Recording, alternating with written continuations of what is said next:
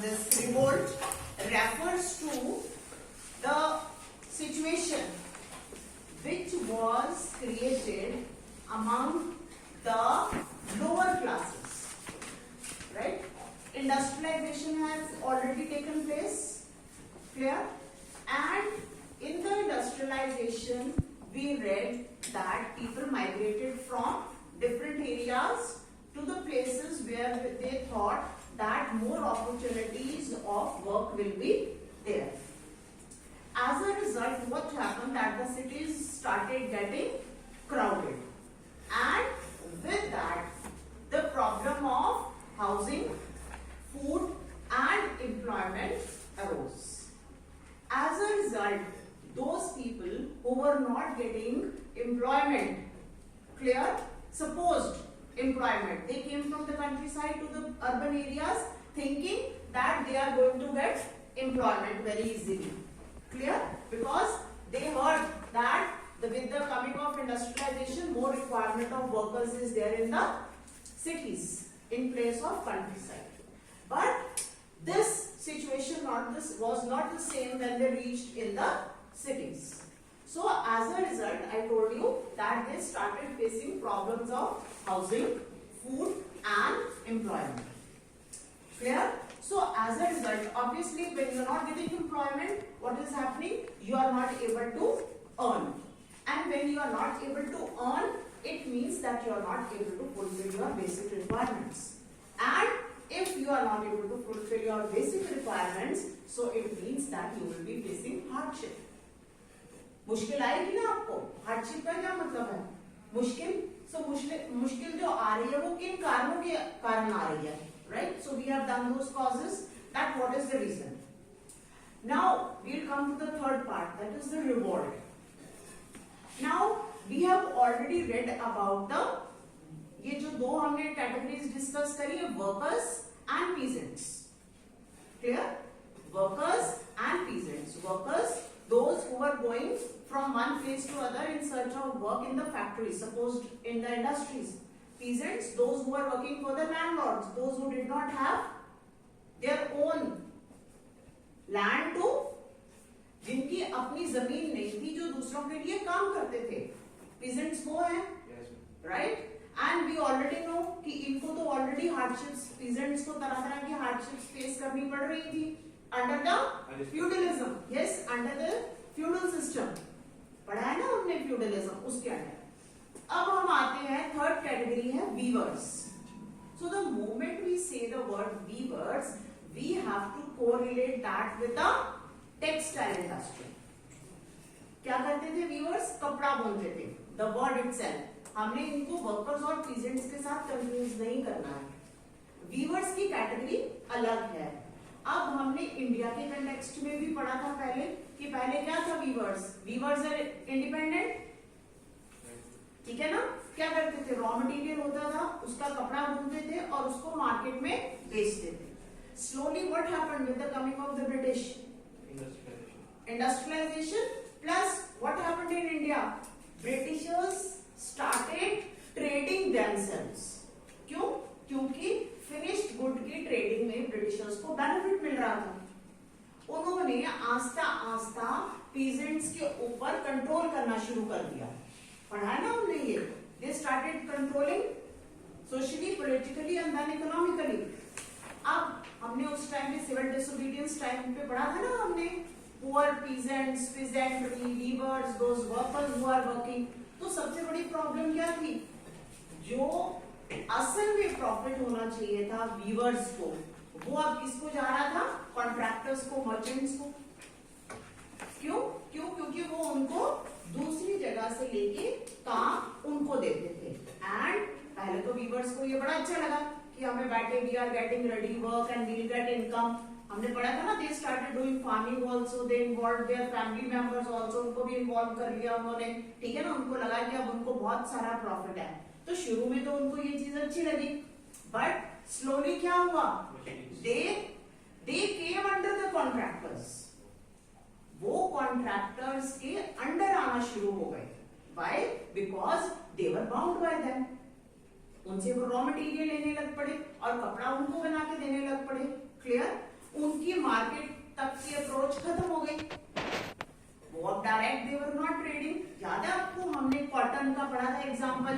Swapna, who was sewing cotton. Clear?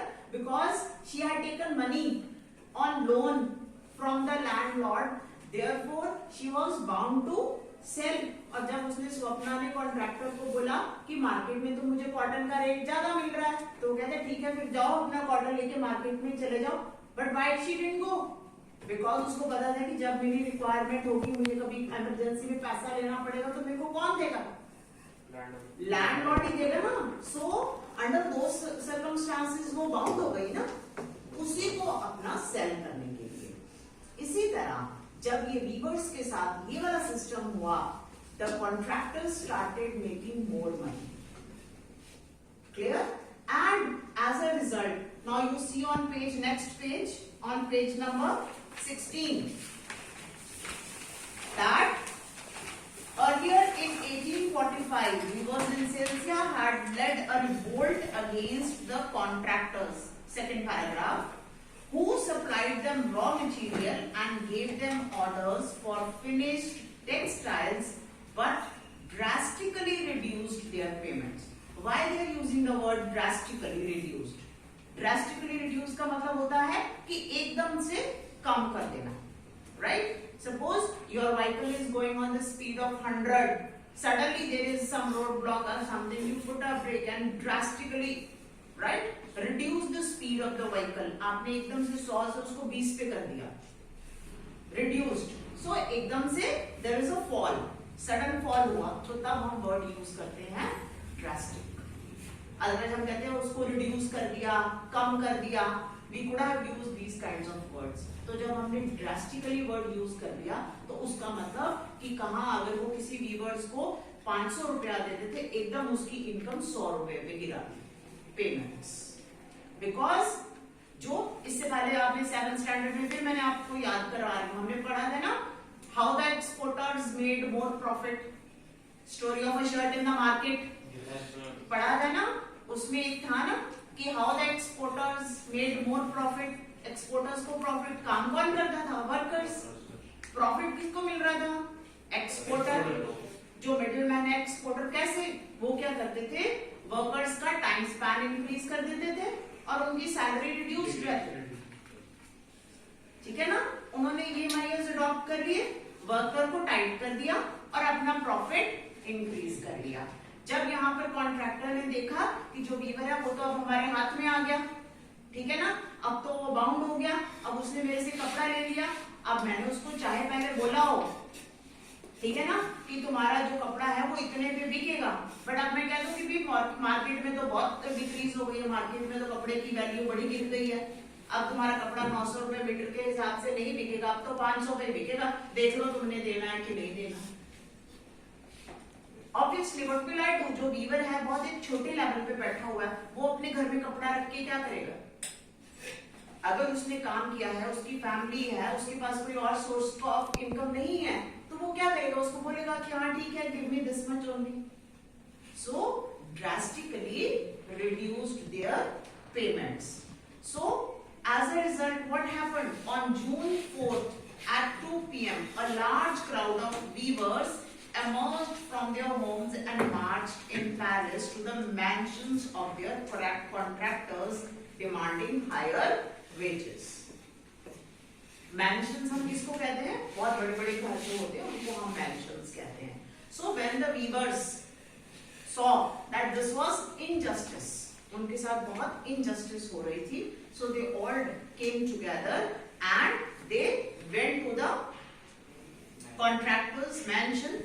They were treated with scorn and threats. Scorn and threat होते हैं कि जब हम बहुत किसी के साथ समझते हैं कि ये कौन है, we treated them in a very different manner, and threat कि उनको धमकाया गया कि you are not to protest, तुम वापस चले जाओ, you don't have to do all these kinds of things.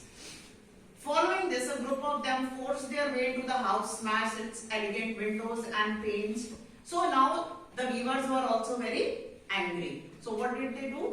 They went into the house. They ransacked the house. जैसे हम कहते हैं ना तोड़फोड़ कर देनी, उसके घर में जाके उसका बहुत सारा नुकसान कर दिया. So at that time, what did that merchant do? He ran. He left his house, went and came back with the army.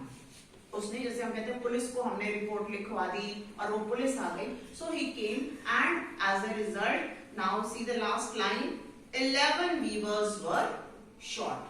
तो इसका क्या रिजल्ट हुआ कि जो उसकी झड़प वीवर्स की और मर्चेंट के साथ हुई, so merchant he called the army and as a result 11 weavers were shot. Now this is a brief one example of a revolt which was happening among the poor. उससे पहले हम liberal nationalist के revolt already पढ़ रहे हैं, हम पढ़ रहे हैं ना 1832 48 के बीच हमने लिबरल नेशनलिस्ट का रिवोल्ट ऑलरेडी हमने पढ़ लिया है। और उस रिवोल्ट में हमने क्या पढ़ा है, कौन है liberal nationalists? Yes, they are the middle class, right? Businessmen, elite, professionals, teachers, clerks, all the engineers, right? They are the part. और ये already revolt कर रहे हैं.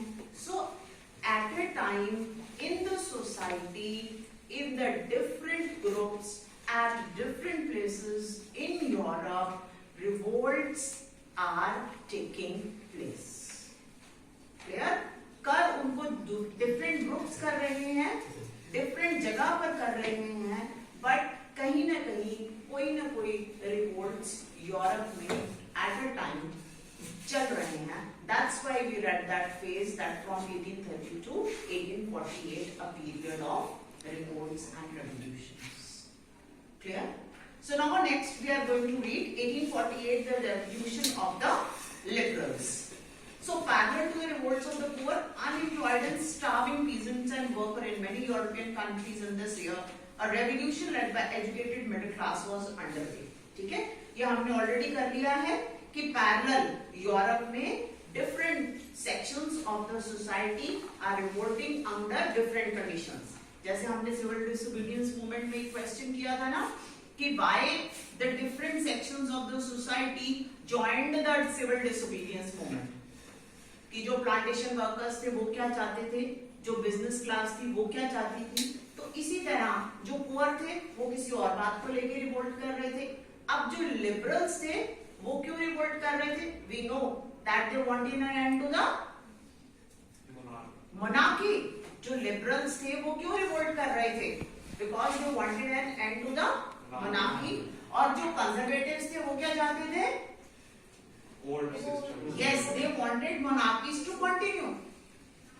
They wanted to adopt modernization, but they wanted to adopt those provisions only, those things only which were suitable to monarchy and that they would help to cater to their interest.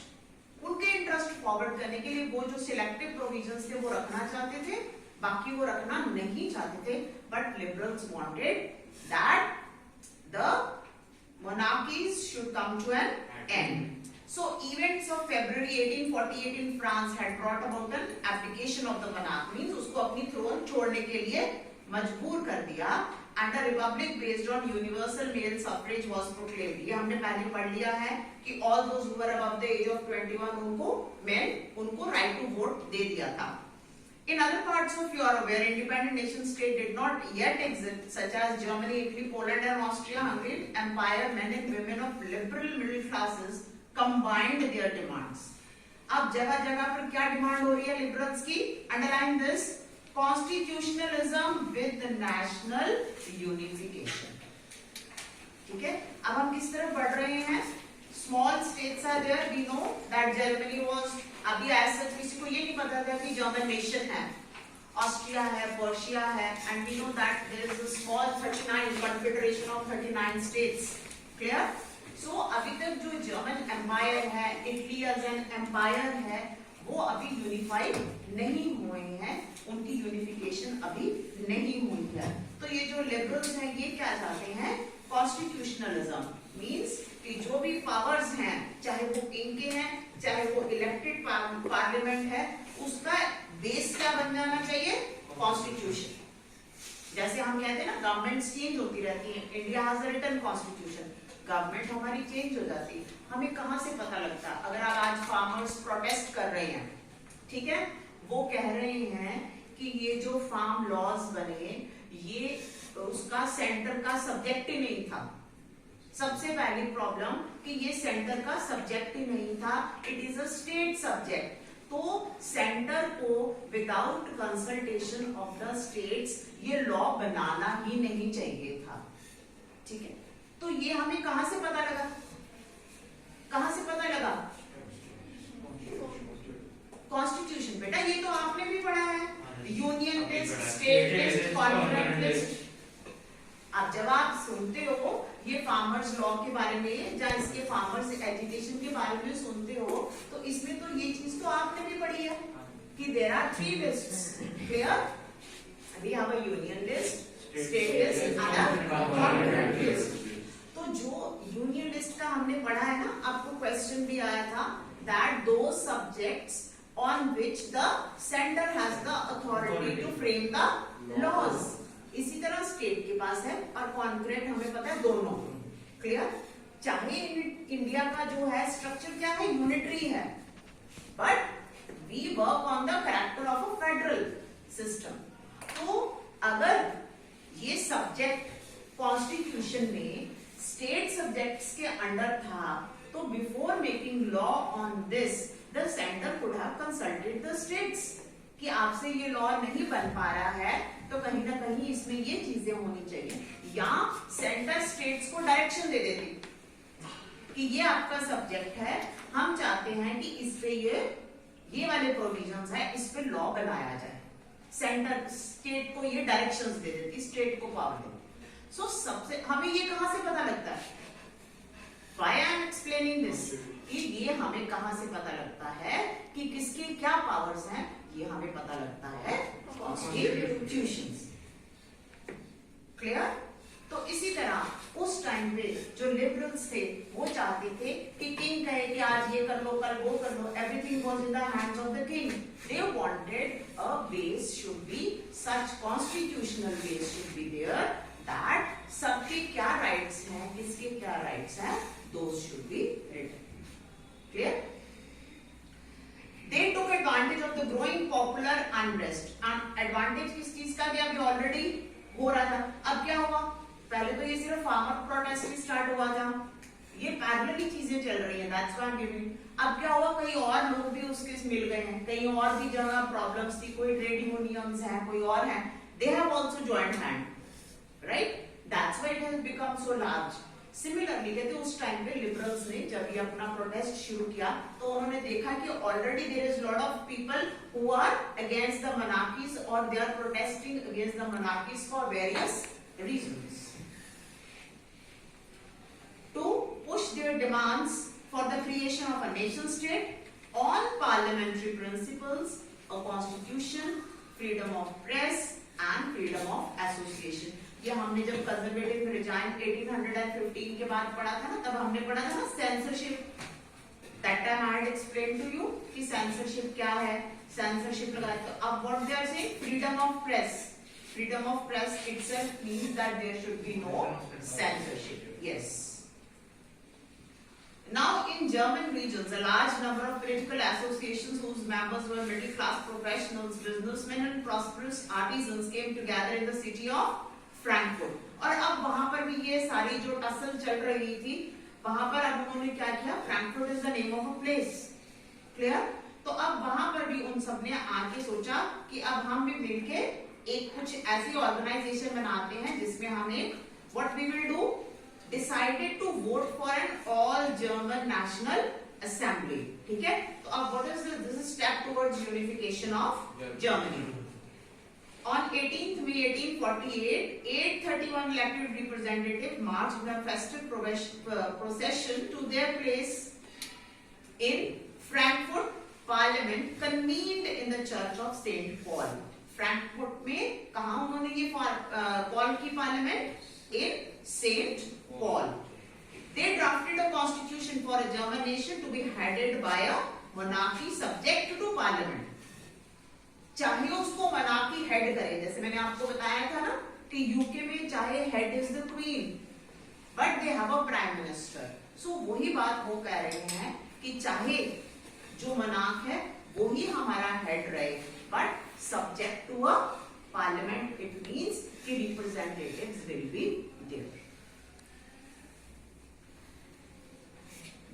Okay. When the deputy is offered the crown on these terms means कि वो head हो सकता है, but he will be or she will be subject to the parliament. Then Frederick William IV he refused. उसने इसको refuse कर दिया. क्यों? क्योंकि मनाकी के पावर्स पे रिस्ट्रिक्शंस लगे और मनाकीज कौन थे? वो कंजर्वेटिव्स की साइड में थे और कंजर्वेटिव्स क्या चाहते थे कि मनाकीज बनी रहे. So while the opposition of the aristocracy and military became stronger, the social basis of parliament eroded. The parliament was dominated by the middle class who resisted the demands of the workers and artisans. तो अब जो middle class थे वो हमने starting में पढ़ा ना, वो थोड़े रिच लेवल के थे. They were not belonging to that poor peasantry and the workers. तो इसलिए उन्होंने उनकी बातों पे ज्यादा ध्यान नहीं देने के कारण तो वो उनकी सपोर्ट भी उनको कम हो गई. They lost their support. In the end, troops were called in and the assembly was forced to disband. उसको हटा दिया गया, उसको तोड़नी पड़ी, खत्म करनी पड़ी उस टाइम पे. The issue of extending political rights to women was a controversial one within the liberal movement. अब liberals क्या चाहते थे कि हमें constitution हो, representative हो, but वो भी अभी इस फेवर में नहीं थे कि जो women हैं उनको political rights दिए जाए. ठीक है? So that's all.